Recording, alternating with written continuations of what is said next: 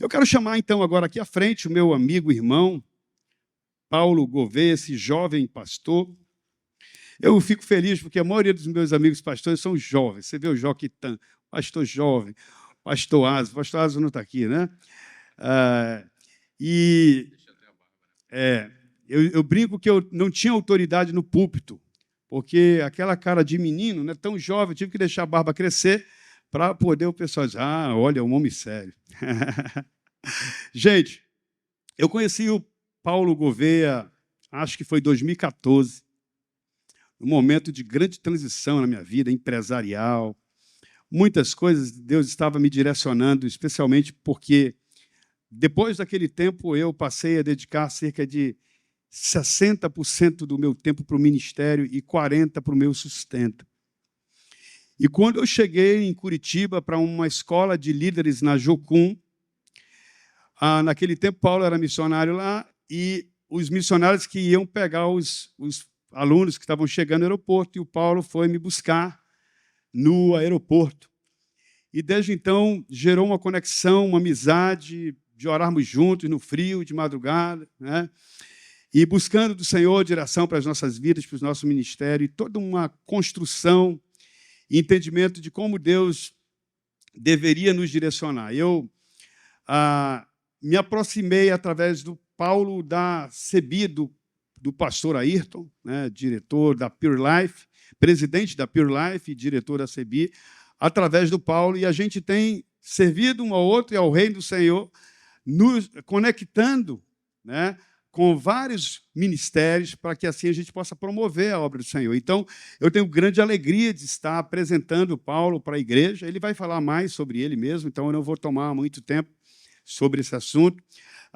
E eu espero, em nome de Jesus, como eu tenho visto por todo o Brasil, e hoje eu fiquei feliz que hoje ele me disse que recebeu alguns convites de fora do Brasil. A gente ora para que o Senhor alargue as fronteiras, né? E hoje ele recebeu convites até do Canadá, né? Foi para ministrar lá. Glória a Deus, eu fico feliz por isso, porque a obra do Senhor está expandindo através do ministério dele. Peço a você, então, que estenda a sua mão para cá e nós vamos orar abençoando o servo do Senhor. Deus Todo-Poderoso, aqui está o teu servo. Chegou em paz, em segurança. E tudo aquilo que o Senhor já colocou na sua mente, no seu coração, que hoje seja entregue sem nenhuma resistência. Que nossos corações, mentes, nossos sentidos, como igreja, individualmente também, estejamos completamente conectados à tua voz através dele. Dá-lhe autoridade, Senhor, dá-lhe graciosidade no falar. Dá-lhe, Senhor Deus, a palavra de sabedoria, de inteligência que vem de ti, e que o teu povo receba essa palavra para pô-la em prática para o louvor do teu nome. Assim nós oramos no santo nome de Jesus, e a igreja diz: amém, amém, amém. Pode aplaudir o Senhor, eu senti que ensaiaram. Deus te abençoe. Paz e bênção, amados. Já abri aqui. Estou bastante emocionado, né? Para esse final de semana, em especial pela forma, né, como eu vi a igreja trabalhando em conjunto para isso, né? Eu tenho o privilégio e a alegria, né, de servir o reino do Senhor, né, as igrejas do Senhor, e o que eu vi, né, esse final de semana, a capacidade, né, de unidade, né, da igreja, né, de se mobilizar, todos os ministérios, né, toda a liderança, é algo assim que realmente me emocionou e encheu meu coração de alegria. Então, quero expressar minha gratidão, em primeiro lugar, né, a Deus, pela oportunidade maravilhosa de estar aqui com vocês e servi-los, né, nessa noite da mesa do Senhor. Amém? Quero também agradecer, né, pastor Joquitan, pastor Rubens, né, e todos os líderes da igreja que realmente abraçaram, né, essa oportunidade, investiram realmente do seu tempo, né, e para a glória de Deus vocês estão aqui. Mais um agradecimento também importante a todos os outros pastores, né, que também ouviram esse chamado, estão aqui conosco. São 15 denominações, né, Ayrton? Rubem, 15, né? Que estão conosco. Também não é algo comum que eu tenho visto, né, dos lugares que eu tenho passado. Então, isso me encoraja, né, me enche de alegria, porque eu tenho certeza e convicção de que é a boa mão do Senhor que quer nos abençoar esse final de semana. Amém? Meu nome é Paulo Gouveia, Eu sou casado com uma moça linda, né, que vai estar amanhã com vocês aqui, Railca Gouveia. Nós somos pais da Raíssa, do Thales e da Sofia. A nossa Raicinha, com 21 aninhos, em 2021, partiu para o Senhor. Né, a menina é tão linda, né, tão maravilhosa, que Deus disse, não, agora deixa aqui comigo, né? E a Railca talvez fale um pouquinho mais sobre isso, né? Nós vamos ter um tempo entre pais e filhos, né? E vai ser importante falar um pouco sobre isso. E Deus me deu uma alegria, mais uma alegria muito grande. Eu estou à frente de um ministério hoje, como diretor, que me dá a oportunidade de mergulhar 24 horas por dia, 7 dias por semana, nessas questões de distúrbios da sexualidade. Esse ministério começou nos Estados Unidos, né? Aqui, ó, eu estou até uniformizado hoje, estou até com a cruzinha lá que a gente usa lá no ministério. Começou nos Estados Unidos em 1986, com o pastor Steve Gallagher. E só existe lá nos Estados Unidos, só existia lá até 2020. E por um milagre, né, do Senhor, Deus tocou profundamente o coração do pastor Steve, ele conhecia, né, o pastor Ayrton. E o que aconteceu? Segundo as palavras dele, né, Deus estava falando com ele, que ele estava autorizando esse ministério a vir para o Brasil. Então, veja, só existe lá, no Kentucky, e só existe aqui em Brasília.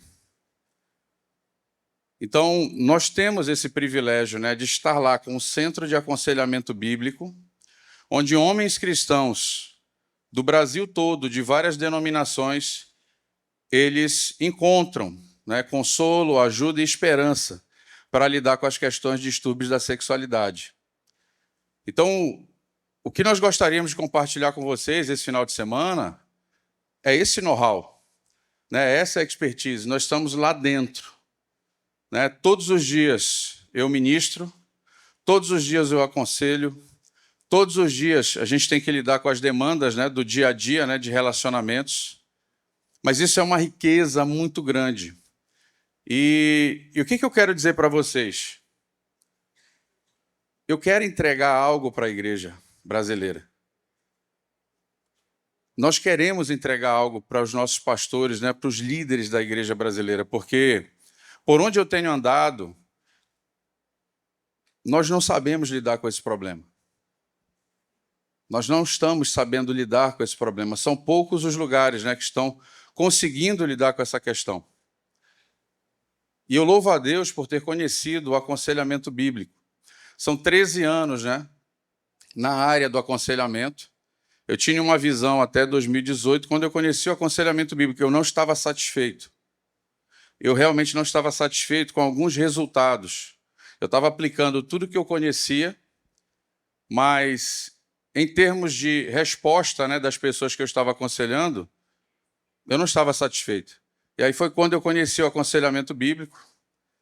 E desses últimos anos, né, de 2018, 2019 para cá, eu tenho aplicado princípios, né, fundamentos do aconselhamento bíblico, sem esquecer também algumas coisas que eu tinha aprendido antes.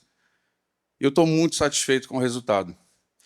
Eu tenho visto homens que vieram de um contexto totalmente egoísta, totalmente autocentrado, totalmente voltados para si, quebrando, né, esse padrão a partir de um encontro profundo, genuíno e verdadeiro com Jesus Cristo. Amém? E eu estou muito grato. Né, e eu não vou conseguir compartilhar o que... Eu não vou conseguir compartilhar o que eu gostaria, né? Mas eu estou muito feliz com a oportunidade, porque nós vamos trabalhar alguns princípios com vocês. A ideia, né? Estava falando com o pastor Rubem, a ideia é trabalhar mais num conceito, né, desse viés, né, de como ajudar, ok? Então, o que eu tenho enxergado, o que eu tenho vivenciado, o que eu tenho experimentado lá? Onde foi que eu errei? Onde é que nós estamos acertando? Porque o anseio do nosso coração qual que é? É proteger famílias, proteger casamento e, em especial, guardar os nossos filhos. Nós estamos vivendo uma guerra cultural muito acirrada e nós já estamos muito atrasados. Só um detalhe, Deus não está atrasado.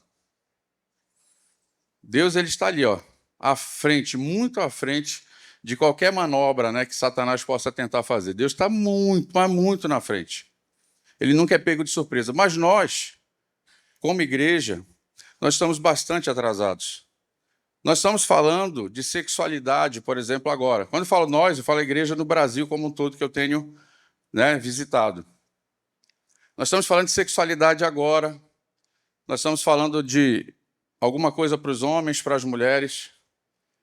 Mas na outra agenda, na agenda humanista, eles já estão falando de transhumanismo. Então, eles já estão implantando transhumanismo.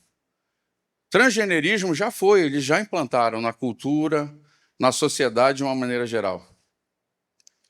E esse passo agora, ele é muito significativo, né, de transhumanismo, já é a mescla, né, de pessoas com máquinas, né? Então, isso já está na agenda deles, na pauta. Então, a gente está muito atrás. Mas eu louvo a Deus por oportunidades como essa, da gente poder refletir e a gente poder trabalhar esse tema e ferramentalizar vocês. Amém, gente? Então, vamos começar. Vamos trabalhar aqui. Se puder projetar, não sei se vocês vão começar a projetar. Ah, opa! Maravilha. Eu preparei aqui uns slides que vão facilitar bastante, né, a nossa compreensão. O tema, ele é muito interessante, né? Pureza de coração. Quando você vai fazer uma análise, né, do que a Bíblia diz sobre pureza, você vai entender, né, um coração limpo, um coração sem cobiça, um coração, não dá para dizer sem orgulho, né, Rubem, mas com bem menos orgulho. Mas se você pega todas essas características e faz uma análise, você vai perceber que dá para você condensar esse conceito em um ponto. Um coração puro é um coração que oferece a Deus uma adoração exclusiva. Nós nunca vamos ser perfeitos nessa adoração. Nunca nós vamos ser perfeitos e entregar para Ele algo que é 100%. Só teve um homem que conseguiu isso, Jesus Cristo. Amém? Mas quando você pensar em pureza de coração, nós estamos falando de adoração. Porque o oposto da pureza, no caso a impureza, nós vamos até meditar um pouco sobre isso, ela é fruto de idolatria. Amanhã a gente aprofunda mais, né, no conceito de distúrbio da sexualidade, mas ela é fruto de idolatria. Então, quando você considera a pureza como adoração, esse é o alvo. Então, quando os alunos chegam lá no PuriLife, pedem ajuda, dificilmente eles chegam e eles pedem ajuda nesse sentido. Quando eles chegam lá, eles dizem assim: Paulo, eu quero ajuda, não estou conseguindo lidar com determinado pecado. Eu disse: legal, mas por que você quer fazer isso? Porque eu quero meu casamento de volta. Legal. Ah, porque eu quero recuperar o dinheiro que eu perdi por causa do pecado. Legal. Ah, eu quero me livrar das consequências, né, do pecado sexual. Ok, legal. Mas esse não é o nosso alvo. O nosso alvo é restaurar a adoração no coração daquele homem. É aquele homem olhar para Deus como a pérola de grande valor, como seu grande tesouro escondido. Então vejam, pastores, líderes, né, todos meus irmãos aqui, qual é o nosso alvo? A adoração. Qual é o nosso alvo? A glória de Deus. E um coração que é batizado nessa motivação e ele segue nessa direção, sabe o que vai acontecer? Ele vai alcançar o alvo. O pecado sexual ele vai ficar para trás. Os distúrbios da sexualidade eles vão ser ultrapassados, né? Eles vão ser superados. E você vai viver uma vida de pureza para a glória de Deus. Amém? Eu quero trazer para vocês agora, próximo slide, por favor. Existem 3 níveis que você que trabalha com pecado sexual ou com distúrbios da sexualidade, quando as pessoas estão envolvidas com essa prática, quando você faz a coleta de dados, você precisa identificar esse ponto aqui, ó. São 3 níveis, tá? Primeiro nível é o nível fisiológico. Ele existe, ele é real. Existe um nível de escravidão que é neuroquímica. Existe um nível de escravidão que acontece porque há uma modificação na forma que o nosso corpo percebe, recebe os estímulos e responde a esses estímulos. Então você, quando estiver acompanhando, aconselhando ou pedindo ajuda sobre isso, é muito importante que nós tenhamos esse foco. Quem é que trabalha muito forte com essa questão? A medicina. Eu conheço alguns médicos, e doutores, e a gente tem a oportunidade de conversar um pouco sobre isso. E o que eles dizem? Paulo, a minha interpretação e a minha aplicação é fisiológica. Então eu preciso explicar o problema à luz da fisiologia. Ok? Então veja, a neurociência em especial, ela produziu muita coisa bacana sobre essas questões. Muita coisa interessante, tá? Sobre essas questões. Então existe isso, só que se você foca e procura explicar essa dinâmica somente à luz da fisiologia, você vai deixar muita coisa de fora. Ok? Então, nessa interpretação, geralmente você tem medicação, geralmente você tem suplementação, geralmente você tem um tipo de abordagem. Como é que o aconselhamento bíblico trabalha com pessoas que estão escravizadas, nesse campo da fisiologia? Gente, tem uma coisa que tira você e quebra o padrão de escravidão do corpo. Disciplina. Você não precisa de motivação. Muita gente não rompe porque, não, eu preciso de motivação. Eu preciso de motivação. Você não precisa de motivação para emagrecer. Você não precisa de motivação para construir uma empresa de sucesso. Você não precisa de motivação para criar filhos para a glória de Deus. Você precisa de disciplina. Então, lá, eu não vou poder aprofundar muito nessas ferramentas, mas a turma da pós-graduação sabe o que é isso aí. A gente trabalha em amputação radical. Tudo aquilo que gera tentação, que o cara tem dificuldade de lidar, ele precisa amputar por um tempo ou permanentemente. Redenção dos sentidos, gente. Os nossos sentidos, eles são uma grande fonte de prazer. Só que eles têm propósito e sentido. Eles têm direção.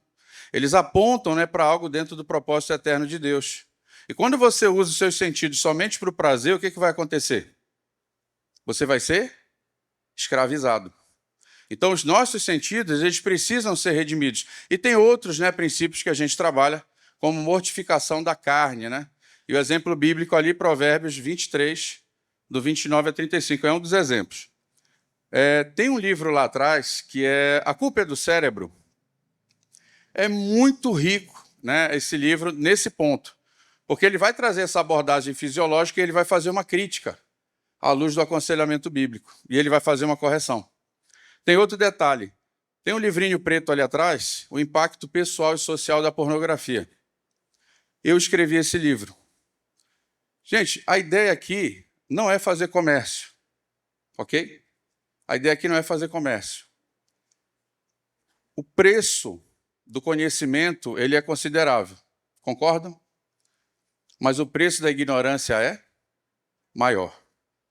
E nesse livro eu faço uma abordagem sobre esses impactos no cérebro, o que a ciência fala e como isso alcança os nossos relacionamentos. Então fica como sugestão de leitura para vocês. Você me falou que hoje esse livro está numa condição especial, de R$ 35,00, só hoje, por R$ 30,00. É isso? Amém. Gente, pegamos aqui a visão da fisiologia. Faz sentido ou não para vocês? Amém. Vamos para o próximo slide. Gente, quando eu conheci o aconselhamento bíblico, eu coloquei isso aqui debaixo do tapete. Porque até 2018 eu achava que o que gerava o comportamento viciado, ou o distúrbio da sexualidade era o caráter ferido. E eu, por 5 anos, eu disse, cara, eu vou deixar isso aqui debaixo do tapete. Sabe o que aconteceu? Isso aqui faz todo sentido. Eu recebi um aluno, recente agora, e esse cara foi decisivo para eu mudar até os rumos da minha pesquisa. Imagine um jovem, gente, de 24 anos, assim, parecido com o pastor Rubem Brito, 24 anos, sem expressão nenhuma, sem vida, sem energia, sem nada, ele paralisado. Ele estava um mês lá no ministério, ministrando, conversando, coletando dados. Mas, cara, algo me incomodava. Esse cara está parado em algum lugar do passado dele.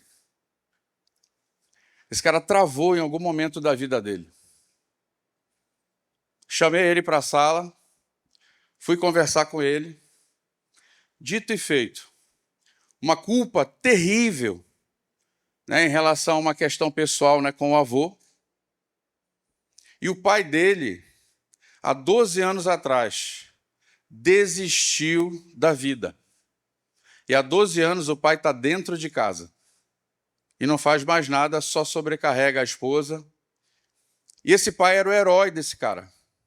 Era o herói dele. Então imagine, o seu herói há 12 anos está paralisado dentro de casa. Adivinha o que aconteceu com o rapaz? Paralisou. O que é isso, gente? Caráter ferido. Isso atrofia a nossa capacidade de seguir em frente. Isso atrofia, muitas vezes, a capacidade da gente lidar com as nossas emoções. Isso atrofia a nossa capacidade, né, de lidar com essas questões. Então, o que eu fiz? Apliquei o processo, os princípios redentivos da cruz do Senhor Jesus. Isso foi à noite. Aquele menino sério que não ria, não acontecia nada, gente. Quando ele entendeu o perdão de Cristo, né? Perdão de Deus em Cristo Jesus na vida dele, sobre a questão do avô, e quando ele entendeu que, com relação às questões do pai, ele precisava entregar esse pai para Jesus, e ele precisava seguir em frente, inclusive para testificar para o pai que o pai não é um fracasso. Eu estou resumindo, tá? Ele virou uma chave. E, gente, aquele rapaz voltou a viver, voltou a caminhar. Então, isso aqui é muito significativo. Qual é o ponto do caráter ferido quando você estiver aconselhando? São os nossos relacionamentos, em especial os relacionamentos mais importantes. É muito importante você ouvir, né, sobre essas demandas, né, dos nossos relacionamentos, e você vai checar se há culpa, falsa culpa, se há uma vergonha, se há alguma, como é que se diz? Se há alguma trava, né, no que diz respeito a esse relacionamento, mas em especial, qual é a falsa crença que essa pessoa desenvolveu a partir daquela experiência. Entendemos aqui?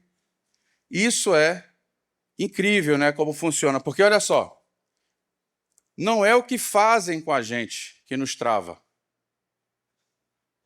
Não é isso. Aquilo que você sofreu, não é isso que te trava. O que trava você é como você responde. É a resposta que você dá diante dessa demanda. Entenderam? Isso aqui é importante. Normalmente, quem é que trabalha muito com essa área? As terapias humanistas. Psicologia, psicanálise, né? E fora outras abordagens nessa área, eles vão trabalhar muito com a questão do caráter ferido. Eu quero fazer só uma observação com cuidado. Geralmente, quando o profissional não é cristão, a maneira que eles têm de tirar a pessoa do trauma é alimentando o ego da pessoa. E aí você tira a pessoa de um problema e coloca a pessoa em outro problema. Vocês entenderam? Né? Melhor versão minha. Você pode, você é o protagonista da sua vida. Cara, isso é jogar perfume em defunto. Porque a proposta do evangelho é diferente disso. Né? É só uma observação, por favor, não é uma crítica velada, mas uma observação, que a gente tem que tomar esse cuidado. E os profissionais cristãos, normalmente, eles fazem esse filtro. Né? Eles tomam esse cuidado. Qual é a ação corretiva, gente? O que a gente vai trabalhar aqui? É justamente o processo de crucificação, do trauma, da culpa, das desordens emocionais. Perdoar o passado. Gente, a frase mais libertadora que você pode dizer é assim: o meu passado está perdoado. A vida não me deve nada, tá? Vou dar mais uma sugestão para vocês. Bíblia pura. Eu uso isso lá no Pure Life com os meus alunos, colocando seu passado no devido lugar. Bíblia, do início ao fim. E é impressionante quando os alunos leem esse livro. O passado deles fica no passado. Amém? E vamos para terceiro nível, que é muito importante, né, muito significativo, que é o nível, na verdade, mais profundo. Essa é a verdadeira raiz, né, que gera toda a dor de cabeça. As outras duas são consequência dessa daqui. Então, se você não trabalha isso aqui à luz do Evangelho, você pode ter dor de cabeça, né, e você pode ter problema. A grande tragédia da humanidade foi o quê, irmãos? A queda, o pecado. Ok? A queda e o pecado. E todo pecador, ele precisa de quê, gente? Redenção. Ele precisa que, por meio de Cristo Jesus, ele passe a ter o quê? Paz com Deus. Amanhã nós vamos trabalhar Romanos 1, 16 ao 32. Nós vamos trabalhar uma espiral da degradação. E é muito interessante, né? Como vocês vão ver, como as verdadeiras raízes, né, do pecado, elas estão lá, à luz das Escrituras, e como funciona, né, quando você trabalha. Mas a ideia do Evangelho, da aplicação do Evangelho, qual que é? É as pessoas viverem uma verdadeira espiritualidade. Gente, todos que chegam lá pedindo ajuda, eles vivem uma falsa espiritualidade. Eles vivem uma falsa espiritualidade. Uma espiritualidade baseada muitas vezes em rituais. Eles vêm ao culto. Eles entregam dízimo. Eles choram durante o louvor. Eles participam dos estudos. Mas o coração deles não está rendido ao Senhor. Eu vejo assim muito lá o quê? Um processo muito de convencimento. Ou uma espiritualidade intelectualizada. Mas eu não vejo rendição. Quando é que verdadeiramente a pessoa está convertida ao Senhor? Quando você vê rendição. Quando você vê entrega. Quando você vê sujeição. Nunca, gente, nós seremos perfeitos. Mas ainda nas imperfeições, essa pessoa levanta e ela só tem um caminho e uma direção que ela tem que seguir. Que caminho é esse? Cristo. Amém? Aqui, gente, ó, aqui é a grande chave, é a grande virada. Porque não tem como você redimir a sexualidade ou você alinhar as questões de distúrbio sem Cristo. Cristo é aquele que alinha todas as coisas. Cristo é aquele que coloca ordem e paz onde existe guerra. Cristo, ele vai chamar a centralidade da nossa espiritualidade para quem? Para Ele. Esse é o foco, esse é o alvo. Porque é muito mais fácil, gente, você ir em traumas ou em questões fisiológicas com Cristo, sim ou não? É muito mais fácil. Né? Então, essas são as três dimensões. Geralmente, quando você compra um livro, o livro ele vai dar ênfase em uma delas. Mas qual é o nosso objetivo, o nosso desafio? É a gente pegar algo que aborde os 3 pontos. Nós estamos construindo lá uma apostila. Orem por isso. Se Deus permitir, até o início do ano que vem, a gente tem uma apostila, um material, abordando esses 3 pontos, baseado, né, em 40 anos de experiência do Pure Life lá nos Estados Unidos e mais esse tempo nosso, né, aqui no Brasil. Esteja orando, porque é anseio do nosso coração entregar isso na mão de vocês. Amém? Então, aqui, ó, 3 pontos. Quando você estiver fazendo coleta de dados, as suas perguntas, a sua investigação, ela tem que abordar esse ponto. E o mais importante, gente, você precisa dar àquele irmão uma cosmovisão bíblica.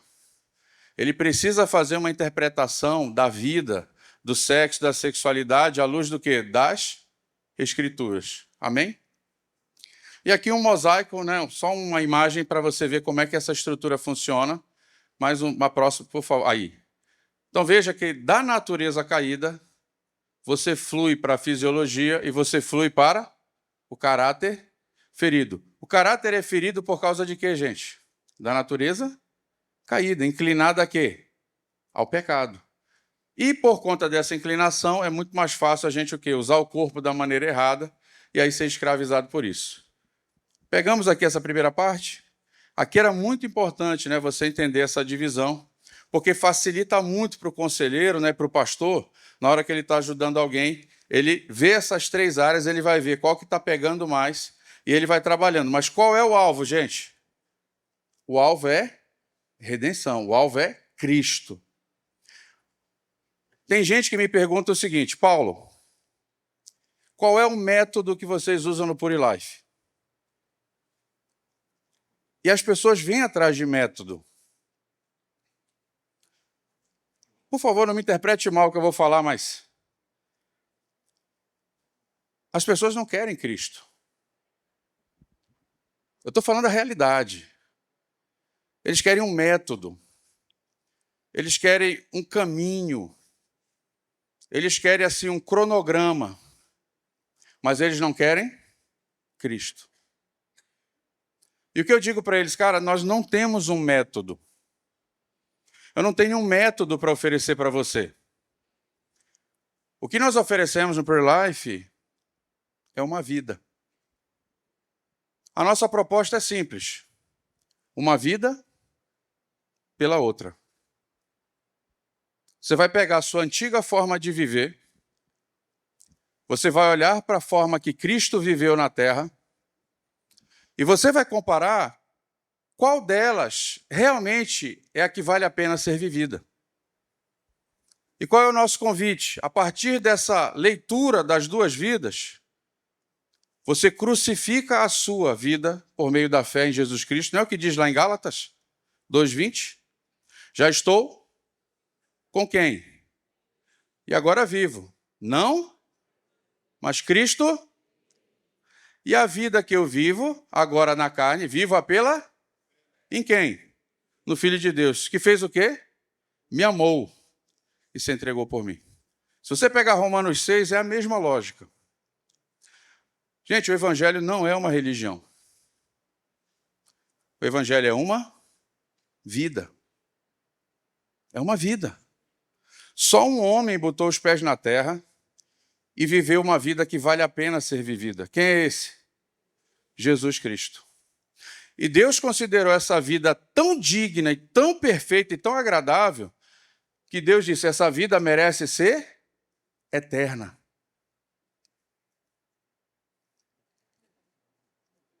A vida egoísta, gente, é uma vida desperdiçada. A vida egoísta é uma vida jogada fora. A nossa grande referência, quem que é, gente? Pai, Filho e Espírito Santo. Veja bem, a dinâmica dos três, você vê, o Pai doa ao Filho e ao Espírito. O Filho doa ao Pai e ao Espírito. E o Espírito doa ao Pai e ao Filho. O tempo todo eles estão doando. Por causa disso, o tempo todo eles estão recebendo.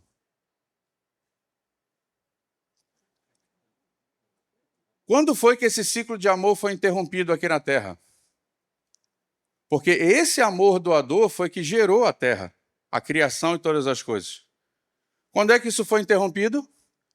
Quando o homem, ao invés de doar, ele reteve. O que é a natureza caída? É a natureza que a sua capacidade de amar foi atrofiada. Porque ele não quer mais doar. Ele não quer mais transbordar. Ele quer reter. Então, esse padrão ele tem que ser quebrado, porque esse padrão ele gera escravidão fisiológica e ele fere os nossos relacionamentos. Vocês entenderam a proposta? A proposta é essa, cara, é uma vida pela outra vida. Sabe? Esse velho homem, ele tem que ser sepultado. Não tem. Não. Paulo, o que que aproveita do velho homem? Nada. Nada. Vocês vão ouvir aqui a minha esposa amanhã, ela vai falar de um velho Paulo. Eu não consegui aproveitar nada daquele homem. Aquele homem precisou morrer para que a vida de Cristo... Amém? Essa é a lógica, gente. Essa é a lógica, né, da vida cristã, de uma maneira geral. Mas para o cara quebrar esse padrão de escravidão e de egoísmo e de dureza de coração, ele tem que deixar de ser aquele cara que puxa todas as coisas para ele e passa a ser um cara que transborda e abençoa. Faz sentido, gente? Você imagina se todos nós decidíssemos uma coisa a partir de hoje. A partir de agora nós vamos ser doadores. O que ia acontecer com os nossos relacionamentos? Todo mundo tomou essa decisão. Todo mundo iria receber. Amém? Então a gente precisa, né, trabalhar com esse entendimento. Vamos trabalhar um conceito bíblico também agora, que para mim assim foi muito importante entender. Pode avançar, por favor. Pureza ou impureza sexual. Vamos para o próximo slide, que a gente já traz o texto bíblico, né? Olha só. Ouvistes que foi dito aos antigos, não cometerás? Eu, porém, vos digo que qualquer que atentar numa mulher para a cobiçar, já em seu coração cometeu? Vou parar aqui. Tem umas versões que dizem o seguinte: olhar impuro, né? Quem olhou, né, de forma impura para uma mulher cometeu pecado. Primeira informação que eu queria trazer para vocês, gente, pureza e impureza não são externos. Pureza e impureza, elas fluem do nosso coração. Não adianta você chegar com alguém e dizer assim, larga esse teu celular, larga isso, larga aquilo, ó, isso, pode assistir televisão, não pode fazer isso, não pode fazer aquilo. Isso é inútil. Porque a pureza ou a impureza, elas estão instaladas onde? No coração do homem. Quem disse isso? Jesus, ok? Jesus, ele falou isso. Então, a primeira perspectiva é justamente essa, né? É algo interior, né? Nós precisamos acessar. O grande problema, gente, da impureza é a idolatria do coração do homem.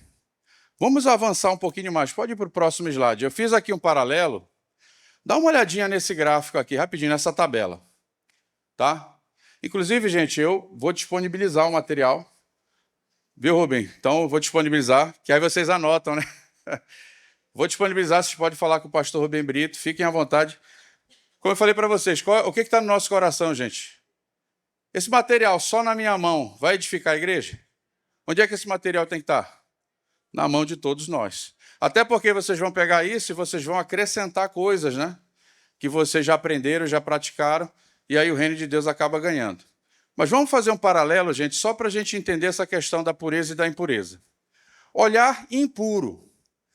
Gente, esse olhar que Jesus condena, ele é um olhar que despersonaliza o ser humano. O que é despersonalizar, gente? Você não vê a identidade da pessoa. Você vê o quê? Uma parte do corpo. Tem uma psicóloga chamada Susan Fisker. Ela fez uma pesquisa em 2009, entre 2009 e 2011. Ela colocou 24 rapazes dentro de uma máquina de ressonância magnética e ela mostrou fotos de mulheres, só parte do corpo da mulher. Os seios, bumbum, né? Outras partes. E é muito interessante que a área do cérebro dos homens que acendeu era a área que reconhece objetos. Não era a área que estabelece relacionamentos. Olha que interessante. O que significa isso, gente? Quando a mulher usa o corpo dela para chamar a atenção de um homem, ela não está conseguindo atrair afeto. Ela está atraindo o quê? Cobiça. Olha que interessante, ele não vê como uma pessoa. Ele vê aquela mulher como um objeto. É muito interessante isso aqui, né? Então, é um olhar que despersonaliza. E eu vou explicar por quê. Gente, quando Deus criou o nosso corpo, Ele colocou no nosso corpo o quê?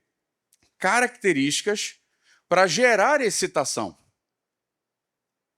Mas existe um lugar, existe um ambiente onde essa beleza do corpo, ela precisa ser o quê?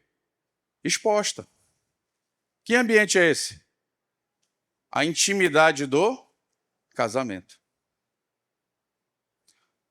Quando você exibe aquilo que foi feito para gerar excitação, fora de um relacionamento de intimidade, a outra pessoa vai ver você como objeto. E sabe o que vai acontecer? Ele vai procurar você. Ele vai tratar bem você no início, porque ele quer alguma coisa. E chega um momento que ele consegue o que ele quer. E aí, a moça, depois de um tempo, percebe que aquele relacionamento se tornou abusivo.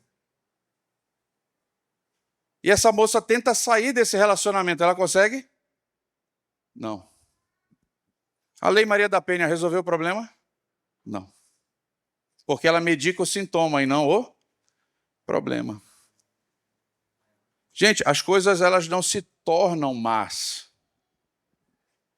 Isso é uma frase de um conselheiro lá dos Estados Unidos. Eu achei interessante isso. As coisas começam más. Começam errado. Então a gente tem que parar para refletir sobre essas questões, né? Como a gente começa os relacionamentos. E aí muitas moças estão perdendo a vida por conta disso. A nudez do corpo, gente, quando ela é exibida dentro de um contexto de intimidade conjugal, onde existe afeto, honra, onde existe um desejo de estar unido, de proteção, sabe? Esse ambiente ele vai gerar segurança para essa mulher, para esse marido. Agora, se você exibe fora desse contexto, o que vai acontecer? Você vai despertar algo que nós vamos ver amanhã, chamado desejo cobiçoso. E esse desejo cobiçoso, gente, ele não tem afeto, ele não tem honra, ele não tem nada, né? Ele não quer nada de bom, ele só quer o quê? Tirar da outra pessoa o prazer que ele quer. Ele não quer doar, ele quer tirar. Então, existe um lugar para a nossa nudez. E quando você exibe nesse contexto, a Bíblia vai dizer, lá em Gênesis 2:23, que quando você contempla a nudez do outro com pureza, isso vai gerar poesia e canção, não é, pastor? Gênesis 2:23, qual é o gênero ali? Poesia cantada. Adão está cantando quando ele diz assim, ela é osso dos meus ossos e carne da minha carne. Então, veja, a pureza, ela faz com que a relação sexual gere louvor, gere poesia. Pega lá Cantares, né? Você vai ver lá direitinho. E se você pegar Gênesis 2:25, também. Homem e sua mulher estavam nus e não se envergonhavam. Quando a nudez é contemplada com pureza, ninguém se machuca, ninguém sente vergonha. Amém? Então, esse ponto é importante. Então, o olhar impuro, ele vai desconstruir, né? Ela é uma visão totalmente contrária, né, à visão de Deus. Por exemplo, quando nós vivemos numa sociedade sensualizada, onde homens e mulheres exibem os seus corpos, né, eles estão desvalorizando, né, o seu corpo, né, porque eles estão exibindo dentro de um contexto, né, sem afeto, sem amor e sem honra. Mas eles estão gerando, gente, um ambiente perigoso. Para quem? Mulheres e crianças. Quem são as pessoas mais vulneráveis na sociedade acerca de sexualidade? Mulheres e... Gente, pensa numa sociedade assim. O número de abuso, o quê? Cresce exponencialmente. E nessa sociedade, olha só o que ela forma. Ela marginaliza os homens, ela vulgariza as mulheres e ela ilegitima quem? Os filhos. Os filhos nascem fora de uma aliança de casamento. Eu estou lá. 80% dos alunos que vão bater lá não conhece o pai ou não conhece a mãe, vieram desse contexto. E sabe o que é interessante, né? Nós temos uma cultura que ela exalta o marginal, né? Vocês já pensaram se a nossa cultura exaltasse o bom rapaz? Né? E as mulheres, ao invés de desejar, né, o marginal, desejassem o bom rapaz. O que ia estimular essa nova geração a serem bons rapazes? É muito interessante, né, essa dinâmica. Quando você vai para o olhar puro, o que você vai perceber? O valor da outra pessoa ele precede o desejo sexual. Então, veja, eu quero conhecer a pessoa, eu quero desenvolver um relacionamento com a pessoa, eu quero construir uma amizade com a pessoa, eu quero desenvolver um relacionamento com essa pessoa, eu quero crescer nisso e eu quero me unir a essa pessoa, eu quero envelhecer ao lado dessa pessoa. Isso vai gerando, gente, o quê? Um ambiente emocional, psicológico, espiritual, o quê? Seguro. E aí o que vai acontecer? Eu estou pronto para quê? Para me unir a essa pessoa como? Fisicamente. Então isso vai gerar esse contexto, né? Proteção, afeto. O sexo, gente, segundo o olhar puro, ele é uma expressão do amor conjugal. Eu gosto muito de falar, né? Nas aulas lá do aconselhamento bíblico sobre a questão de pornografia. Gente, o pior lugar para você buscar informação sobre sexo é onde? Na pornografia. Por quê? Porque na pornografia não tem sexo. Os alunos fazem essa cara aí que vocês estão fazendo. Você sabia que não tem sexo na pornografia? Vamos lá, sexo é o quê? Uma expressão do amor conjugal. Tem isso na pornografia? Ok. Sexo foi criado por Deus para ser a maior expressão de intimidade entre um casal. Existe isso na pornografia? Sexo é uma manifestação de afeto, de honra, de amor. Você se relaciona sexualmente com a sua esposa não porque você está morrendo de desejo, mas porque você quer abençoá-la. Você a ama e você quer expressar esse amor dessa forma. Tem isso na pornografia? Então não tem sexo na pornografia. O que tem na pornografia? Lascívia, luxúria, filia, parafilia, perversão, abuso e violência. Tudo que não é sexo tem na pornografia. Pornografia vai alimentar o desejo cobiçoso. Pornografia vai alimentar esse egoísmo do nosso coração. Pornografia vai criar fantasias mentirosas sobre os relacionamentos. Vai fazer você interpretar o sexo e a sexualidade de maneira errada, de maneira equivocada. Gente, é o pior lugar que você pode buscar informações sobre sexo. Ok? É muito interessante, né, essa questão. E, por fim, né, para a gente ganhar um pouquinho de tempo, uma sociedade onde existe pureza é uma sociedade segura para quem? Mulheres e crianças. Amém? Faz sentido ou não? Vamos para mais um slide, por favor. Gente, desejo sexual é bom ou ruim? Quem acha que é bom, levanta a mão aí. Quem acha que é ruim? Quem não acha nada aí? A maioria. Vamos lá, gente. Quem criou o desejo sexual? Tudo que Deus criou é? Então o que torna o desejo ruim? O coração idólatra do homem. Olha que interessante. Tem aluno que chega e diz assim, Paulo, por favor, me dá aí o segredo, cara, para esse desejo desaparecer. Eu já fiz as 7 sextas-feiras da cabeçada na cruz. Eu já subi a montanha 60 vezes, já jejuei 300 vezes, e esse desejo não vai embora. Sabe por que não vai embora, gente? Porque o desejo não é o problema.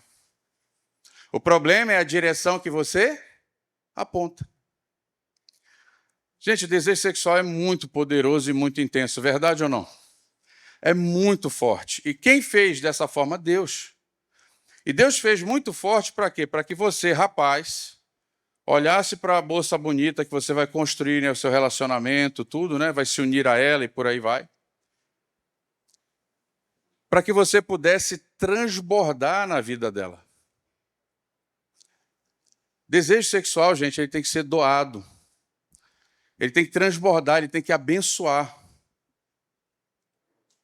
O problema do desejo é que, ao invés de fazer como Deus orientou e direcionou, eu pego esse desejo e uso em que direção?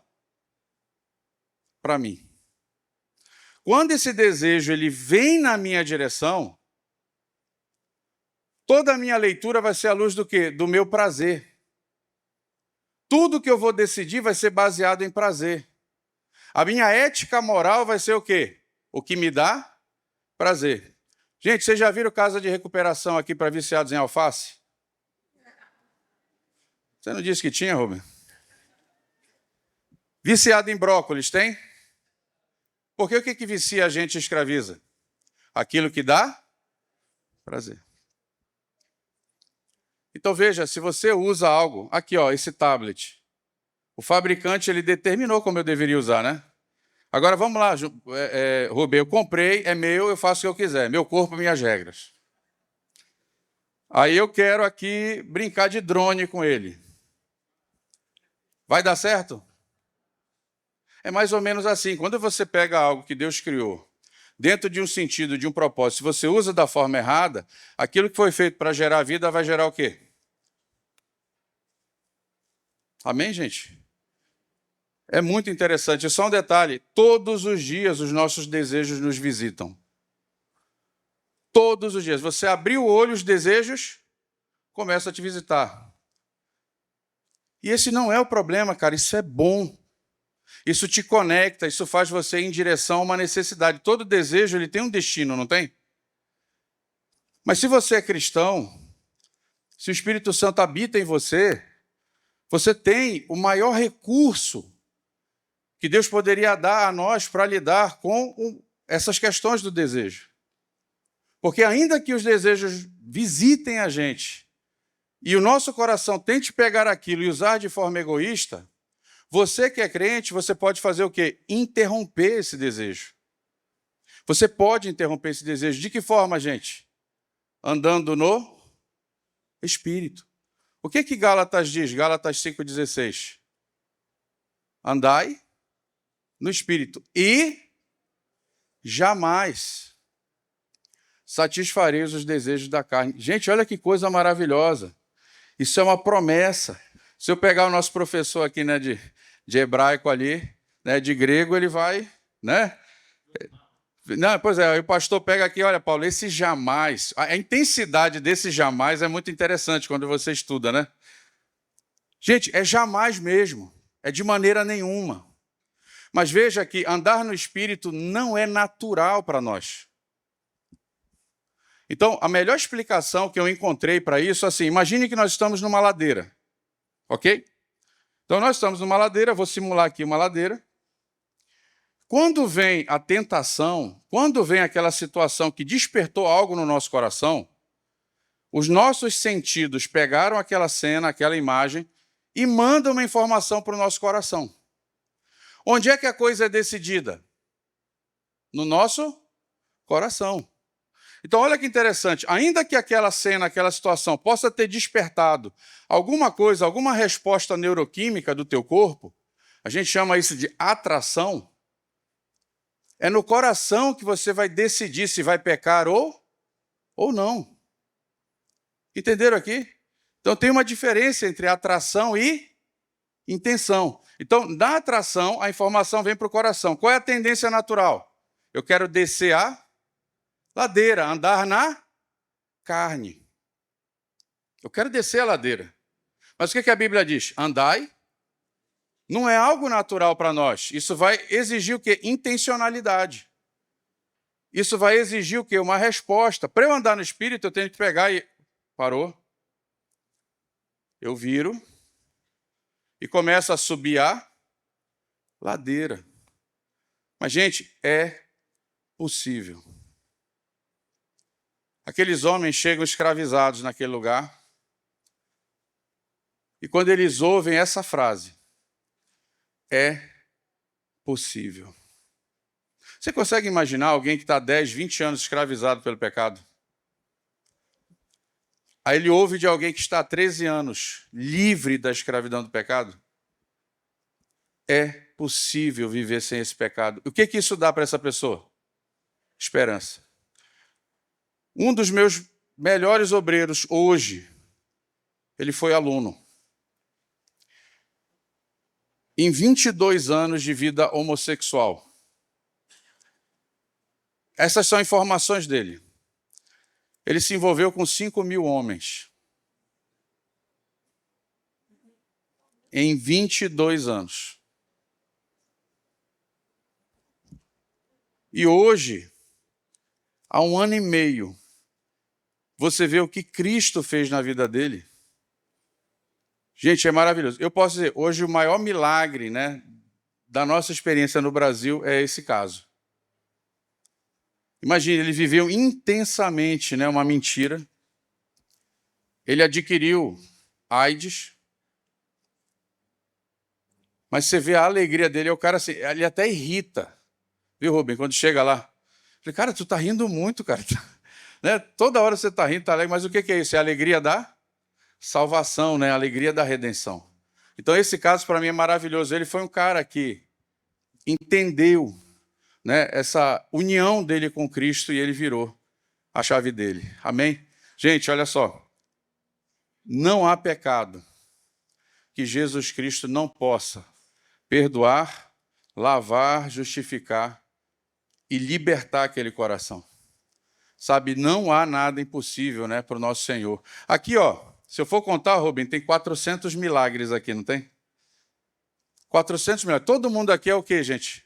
O milagre de Jesus. Então é possível, né? A gente pode ir nessa direção. O que faz a gente alinhar o nosso desejo? Vamos para o próximo slide. Isso aqui alinha o nosso desejo. Se a minha motivação no meu levantar, no meu caminhar e no meu deitar for viver para a glória de Deus, sabe o que vai acontecer com os meus desejos? Eles vão entrar em ordem. Agora, se ao invés de viver para a glória de Deus, eu quero viver para mim, para a minha vontade e para a minha satisfação, o que vai acontecer com os meus desejos? Próximo slide. Eles vão entrar em guerra. Pessoas que estão com distúrbios da sexualidade são pessoas que estão com seus desejos em guerra. Só tem um, gente, que pode pacificar esse coração. Qual é o nome dele? Jesus Cristo. Amém? Em guerra. Se eu não vivo para a glória de Deus, se eu não me rendo ao senhorio do Senhor na minha espiritualidade, na minha vida, se eu não desejo viver a vida de Cristo, provavelmente os meus desejos vão entrar em guerra. E agora, para a gente fechar, vamos para o próximo slide.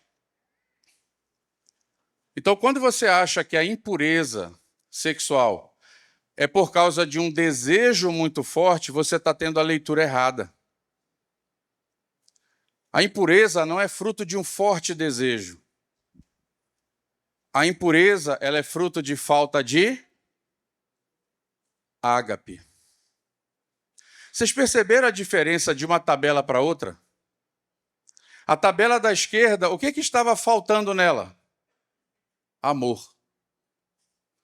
E a outra tabela, ela era cheia do quê? De amor. Gente, o que santifica o desejo? Amor. Amém? Porque, gente, o amor, quando ele está reinando no coração, ele vai estruturar os afetos. Ele vai organizar os afetos. Ele vai dar uma direção para os nossos afetos não vão estar em guerra.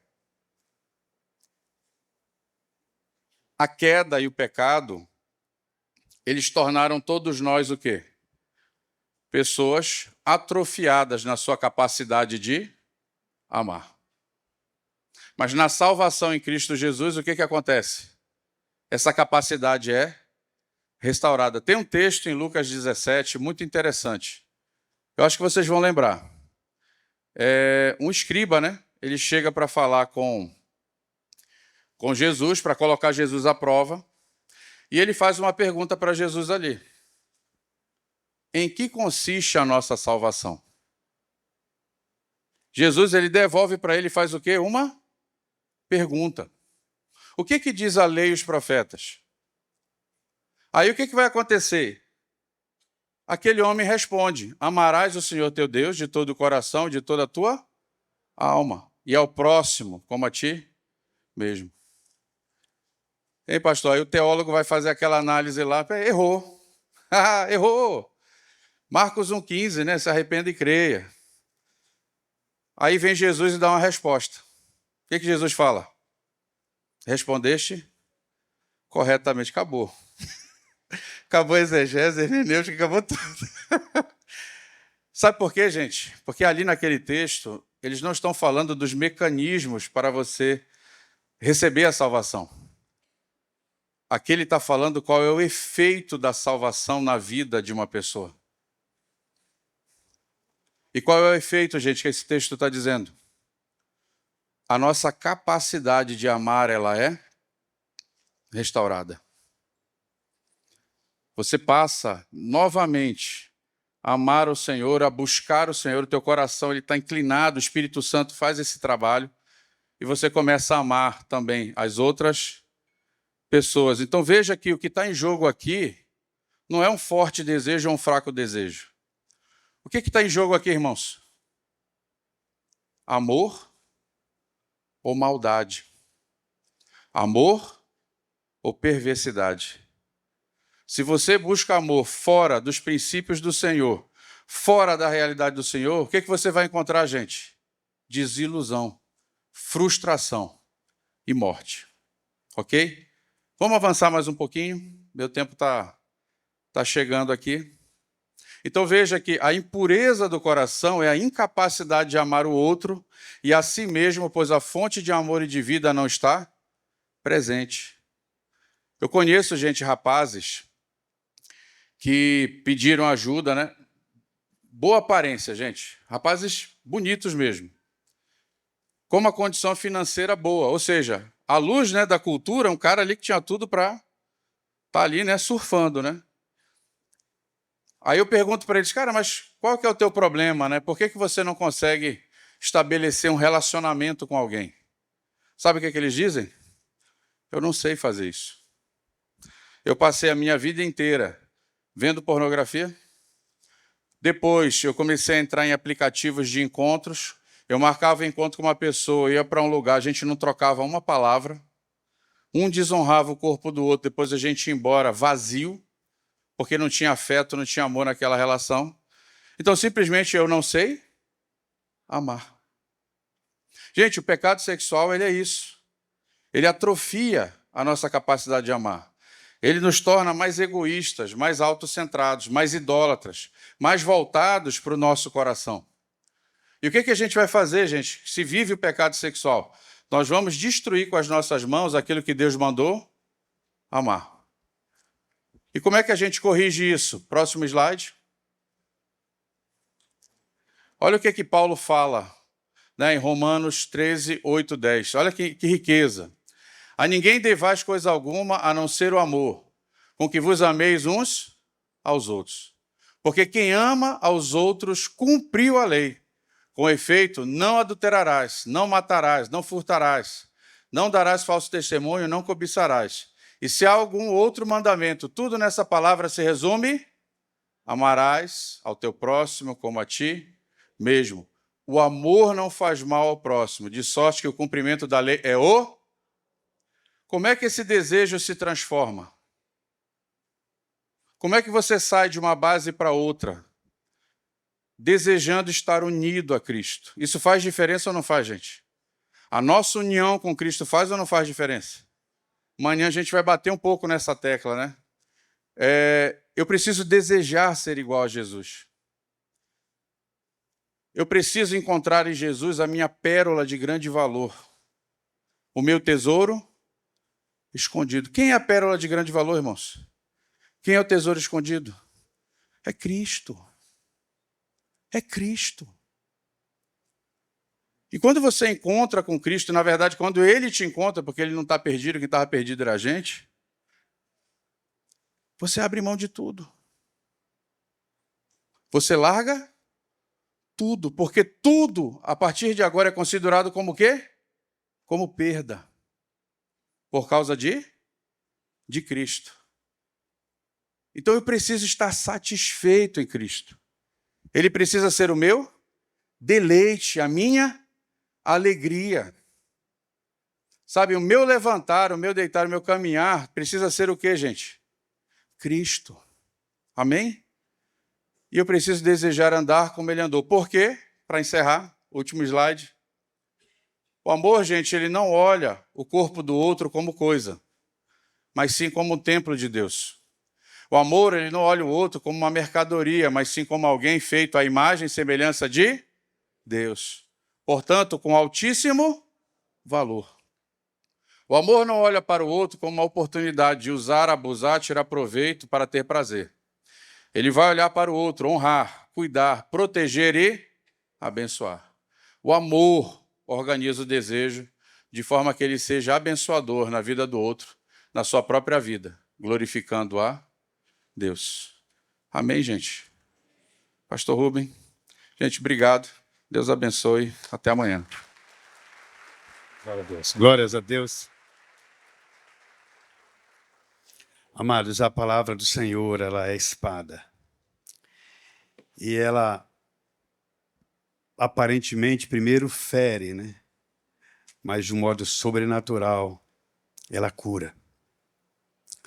Uma das histórias assim, mais marcantes para mim nessa questão da sexualidade foi quando um pai nos procurou e ele não acreditava o que estava acontecendo com o filho dele. Ele disse, pastor, num certo dia eu ouvi um barulho no quarto e eu fui brechar. E eu vi o meu filho, ele chorando, que eu criei, que eu achava que estava nos caminhos do Senhor, criado dentro da igreja. O meu filho se masturbando para um cara na tela, porque tem isso aí, né, Paulo, nessas questões de sexualidade ao vivo. Ele falou assim, ele falou desse jeito, para um cara barbado. Ele usou essa expressão, do outro lado. E eu não sei o que fazer, porque eu quero ajudar o meu filho. Naquela situação, eu não vi nenhuma outra saída muito mais rápida, porque depois eu falei com o filho 2 vezes, depois falei com os pais de novo, e a solução foi realmente a gente mandá-lo para a Pure Life, que eu achava que ele precisava sair do ambiente, precisava de um forte impacto na caminhada com Deus, e esse rapaz está recuperado para a honra e glória do Senhor, sendo útil, muito útil. Nós já temos alguns casos também aqui de Manaus, que foram para lá. E assim, amados, vocês vieram para um seminário que não é, talvez, algo comum. Talvez você vai sair daqui pensando, e sabe de uma coisa? Eu acho isso legal. Porque a melhor ministração é aquela que leva a gente a refletir. Não é aquela que você sai saltitando, dando cambalhota, porque daqui a alguns minutos ou algumas horas você esquece tudo. Mas aquela que a gente sai igual aquele jovem rico, né? Eu estou sempre envolvido com jovem, né? É que ele sai triste, mas a vida dele foi transformada. O pastor Paulo falou sobre o desejo. Nós temos um livro ali chamado Desejo Dominado. Não tem muitas unidades, não, acho que umas 4 ou 5. Nesse tempo, nós estamos vendo cada vez mais as palavras perdendo sentido. Então, a necessidade não é mais tão necessidade, o desejo não é mais tanto desejo, a vontade não é mais vontade.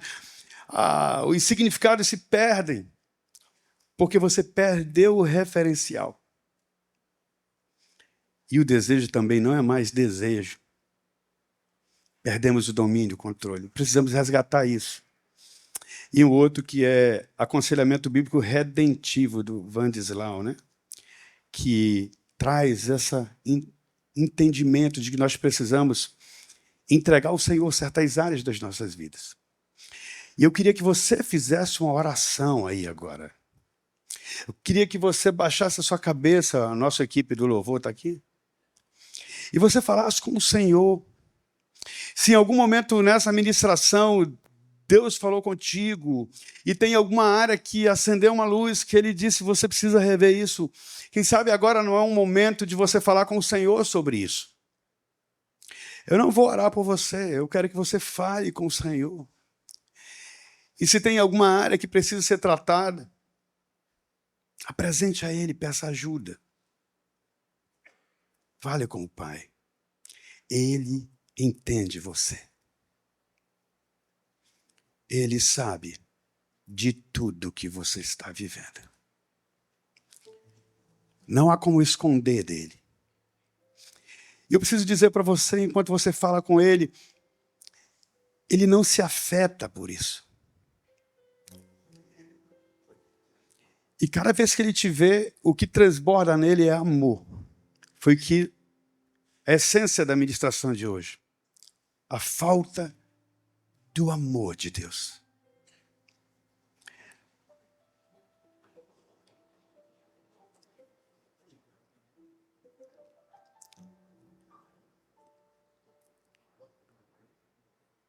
E o amor de Deus, ele nos ensina a vencer o medo de enfrentar aquilo que nos para e que nos impede de sermos os homens e mulheres para o qual Deus nos criou.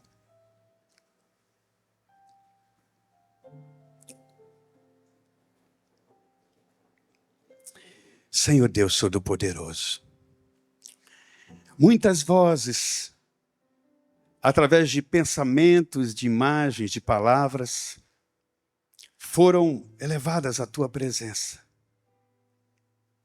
Pedimos o Teu perdão, pedimos ajuda para redimir áreas de nossas vidas, que nós criamos nossos próprios deuses, possivelmente o nosso desejo pecaminoso, nosso desejo descontrolado. Eu peço a Tua ajuda, a Tua compaixão, o Teu socorro para que o meu irmão, a minha irmã, esse jovem, essa menina, esse menino, seja restaurado por Ti e aprenda a viver por louvor da Tua glória. Obrigado pelas palavras que foram trazidas hoje aqui. Talvez alguns até se assustaram com a forma de trazer tão simples. Ó Pai, faz com que a Sua palavra transborde em nós e nos dê o verdadeiro desejo de viver para Ti, de andar contigo, de Te honrar, de Te agradar em tudo que fazemos. Que o Senhor seja a nossa vida e que a nossa vida seja Tua, para o louvor da Tua glória. No nome de Jesus oramos. Amém, Senhor, e amém.